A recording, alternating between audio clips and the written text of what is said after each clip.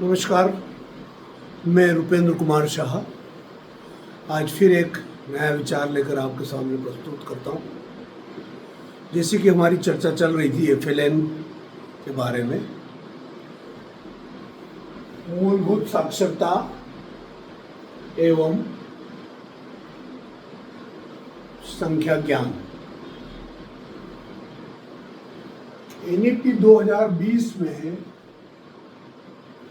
जो मुख्य रूप से देश या गोल है या जो लक्ष्य है, डेवलपमेंटल विकासात्मक जो लक्ष्य हैं, उनमें 3-4 बातें बड़ी महत्वपूर्ण हैं।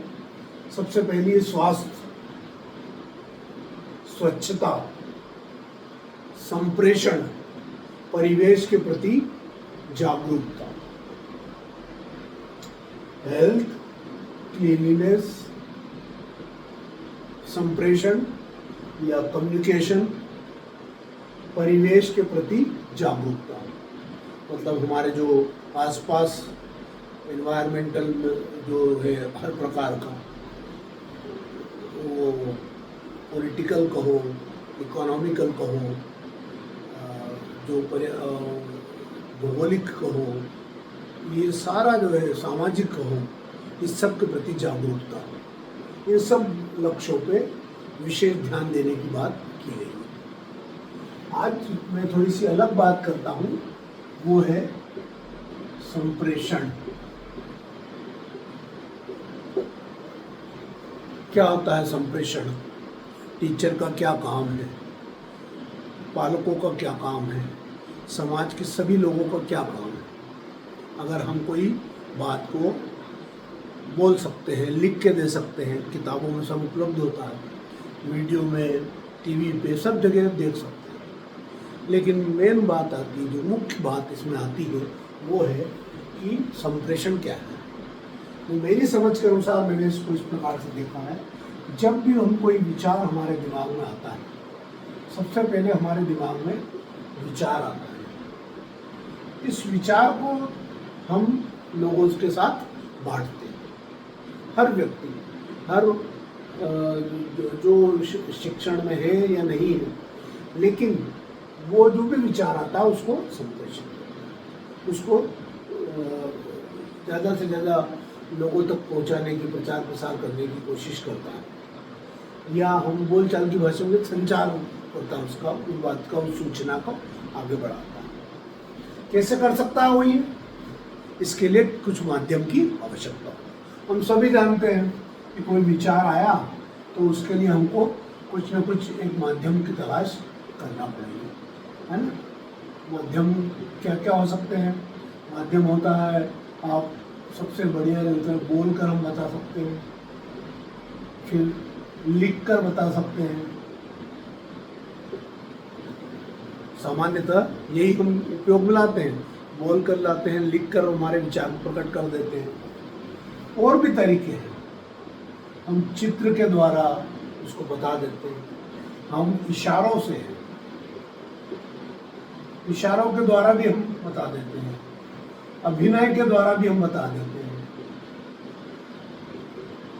हमारे विचारों। और कुछ जो परफॉर्मिंग आर्ट्स होते हैं या जो ऐसे विजुअल आर्ट्स होते हैं, मूर्ति कला है, इस प्रकार के जो हमारे कलाएं हैं, उसके द्वारा भी हम हमारे विचारों को क्या करते हैं, प्रकट करते हैं। तो सबसे जरूरी विचार के लिए हमारे पास कोई माध्यम होना चाहिए।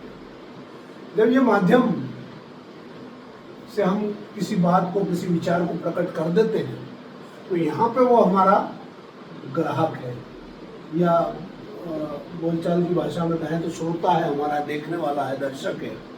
वो इन सब बातों को क्या करता है, इसको ग्रहण करता है। अब जब ग्रहण कर लेता है उन चीज़ों को, तो ग्रहण करने के बाद वो आप सुन लेता है, देख लेता है, लेकिन उसके बाद सबसे जरूरी बात वो करता है, वो इसको करता है विश्लेषण।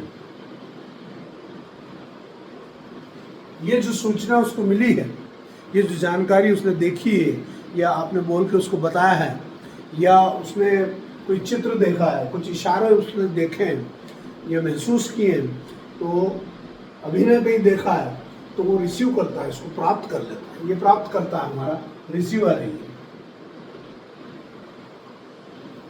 फिर वो करता है इसका विश्लेषण, एनालिसिस करता है। एनालिसिस करने के बाद वो व्यक्ति, वो हमारा जो श्रोता है, वो इसको करता है, या तो वो रिस्पॉन्स करेगा, रिस्पॉन्स देगा, रिफ्लेक्ट करेगा, रिवर्ट करेगा, इसको कुछ रिएक्शन करेगा।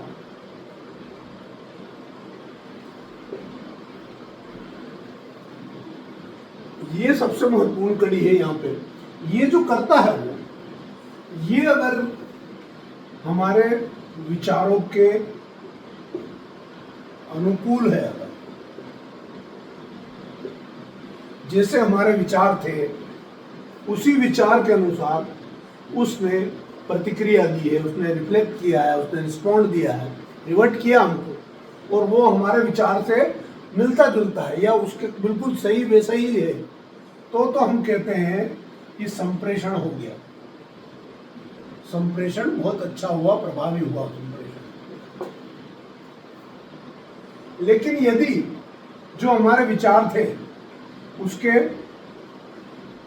प्रतिकूल हुआ, मतलब जैसा हम विचार दे रहे थे वैसा उसका कोई रिफ्लेक्शन, कोई रिस्पॉन्ड हमको प्राप्त नहीं हुआ, तो हम कहते हैं भाई संप्रेषण जो है प्रभावी नहीं, संप्रेषण कम हुआ है, बात पूरी तरीके से पहुंची नहीं। यही मेरी दृष्टि में यही टीचिंग है कि जो भी बात हम विचार दे रहे हैं, लिखा हुआ, चित्र बनाकर, बोला हुआ, अगर हमारे विचार के अनुरूप उसका वो आता है, वापिस वैसा का वैसा ही उसका रिफ्लेक्शन आता है, उसका रिटर्न आता है, उसका आप एक रिस्पॉन्स आता है, रिएक्शन आता है, और वो हमारे विचारों से कैसे काम करता है। ये कभी आपने सोचा कि कोई क्या, क्यों इतने सारे माध्यम की और इसकी क्या आवश्यकता पड़ती है?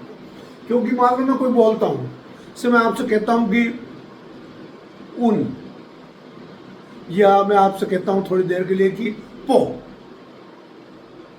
अब मैंने तो बोल दिया, मेरा विचार आपको दे दिया, लेकिन क्या हुआ कि मेरा जो विचार था उसको मैंने बोला, आपने प्राप्त कर लिया और उसका विश्लेषण कर रहे हो आप। अब क्या हुआ कि ये जो जिस भाषा में मैंने ये बोला है, वो भाषा जिसको आएगी वो तो इसका रिस्पॉन्ड, इसका एनालिसिस करके इनमें से कुछ रिस्पॉन्ड देंगे और वो मेरे विचार के अनुकूल होगा, तो मेरा संप्रेषण वहाँ पे पूरा हो गया। लेकिन जिसको वो भाषा नहीं आ रही है, वो क्या करेगा कि उसके लिए मेरे को कुछ और माध्यमों का प्रयोग करना पड़ेगा। मतलब अभी तो मैंने एक ही माध्यम का प्रयोग किया था, अब मैं फिर से करता हूँ। मान लो कि मैं वही शब्द बोलता हूँ लेकिन माध्यम में एक आध और चयन कर लेता हूँ उसमें, तो फिर आप देखिएगा कि संप्रेषण थोड़ा ज़्यादा हो जाएगा। जैसे मैंने कहा पो, अब आप देखिए कि जब मैंने बोलकर और इशारों का दोनों का प्रयोग किया, तो मेरा जो ये संप्रेषण है ये अधिक होगा। जिन लोगों को वो भाषा नहीं भी आती थी, वो मेरे इशारों को देख के और इस मेरी भाषा को सुन के, जो कि उनको भी नहीं आती है, लेकिन वो जो इशारे का मेरा माध्यम यूज किया मैंने, उससे मेरा संप्रेषण क्या हो गया, बढ़ गया, संप्रेषण प्रभावी हो गया। जितना ज़्यादा संप्रेषण का परसेंटेज या प्रभावशालीता बढ़ती जाएगी, उतना अच्छा हमारा शिक्षण होता जाएगा। तो यहाँ पर जो एनईपी ने 2020 में ये रखा है संप्रेषण का, कि संप्रेषण बहुत जरूरी है, उसका ये बहुत लक्ष्य बहुत जरूरी है कि जो भी उसको जानकारी उसको अच्छे से संप्रेषित कर पाए। वो दूसरे शब्दों में जो उसने पढ़ा है, जो उसने समझा है, उसको वो संप्रेषित कर पाए बराबर, तभी जाकर हम कहेंगे कि उसकी जो समझ है और उसकी जो सूचना हमने दी है, उसका एक प्रकार से मापन भी उसी से होगा कि इसको समझ में आया कि नहीं। आपने देखा वो बोलचाल की भाषा में हम हर बार किसी से भी पूछोगे आपको समझ में आ गया, तो वो समझ ऐसी शब्द है, थोड़ा सा जरा कठिन है ये, क्योंकि कोई भी व्यक्ति ये नहीं कहेगा कि मेरे को समझ में नहीं आया। अच्छा, कुछ लोगों को कम संप्रेषण हुआ तो कहेंगे कुछ कुछ आया सब समझ में, कुछ बोलेंगे कि समझ में आ गया। लेकिन स्थिति ये रहेगी कि जब उससे संबंधित कोई बात आप रिफ्लेक्शन में या रिवर्ट में उसके नहीं देख पाते हो, तब तक आपको समझ में आ जाना चाहिए कि इस विद्यार्थी को ये समझ में नहीं आया है, ये पूरी बात हमारी उस तक पहुंची नहीं है। क्यों? क्योंकि संप्रेषण की प्रभावशीलता उतनी नहीं हुई है। तो ये हमारा मेन काम है टीचर्स का, इसको हमको इसमें ध्यान रखना है। दूसरा स्वास्थ्य और स्वच्छता है, इस पर हम आने वाले वीडियो में चर्चा करने की कोशिश करेंगे। लेकिन स्वास्थ्य और स्वच्छता आप बहुत अच्छे तरीके से जानते हो कि जो शुरू के 5 साल हैं, मतलब 0 से आपके 3 से 8 वाले, और जो मैंने पहले आपको बताया था कि 5, 3, 3, 4, तो जो शुरू के 5 वर्ष है उसमें पर्याप्त ध्यान स्वास्थ्य और स्वच्छता पे दिया गया, उस एक्टिविटी में भी।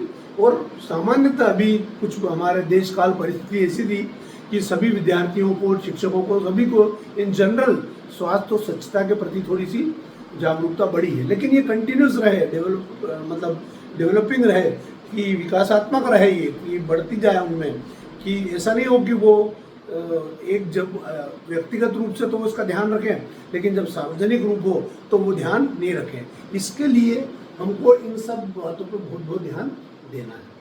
तो इस प्रकार से हम जो FLN के जो मूलभूत साक्षरता और मूलभूत मतलब संख्या ज्ञान, इन दोनों को जो मैंने 2 पूर्व के वीडियो में दिए हैं, उसके आगे जब हम बढ़ते हैं तो हमको ये स्पष्ट करना है कि संप्रेषण क्या होता है। हम बहुत सारे शब्द उपयोग में लाते हैं, संप्रेषण बार बार, मैंने पिछले वीडियो में भी कहा था कि मैं आगे इस पर बोलूँ। ऐसे लक्ष्य है, गोल है, ऑब्जेक्टिव्स हैं, फिर किस प्रकार से उसको हम, जो विचार था हमारा NEP के तहत कि भाई हमको ये शुरू के 5 वर्ष में उसको ये गणित में, ये हिंदी में हमको सिखा दें, उस पर हम आगे आने वाले वीडियो में चर्चा करेंगे। तो आपको जैसे मेरे को जो थोड़ा बहुत फीडबैक मिला, बहुत कम मिल पा रहा है, और उसके आधार पर मैंने ये एक अलग बात, एक दूसरी बात आपको बीच में जोड़ी, हालांकि हमको उससे रिलेटेड ही है, लेकिन ये एक अलग बात मैं आपके सामने प्रस्तुत कर रहा हूँ। आप लोग इसको चर्चा कीजिए, जैसा कि मैं हर वीडियो में लगभग आपसे कह रहा हूँ कि इसको आप शेयर कीजिए, इसको लाइक कीजिए, अनलाइक कीजिए, इस पर कुछ कमेंट लिखिए, इसको सब्सक्राइब कीजिए, ताकि जो आपके कमेंट आएंगे और जो मेरे को उससे फीडबैक मिलेगा, उससे मैं और आगे इसको करने की कोशिश करूँगा। बहुत बहुत धन्यवाद।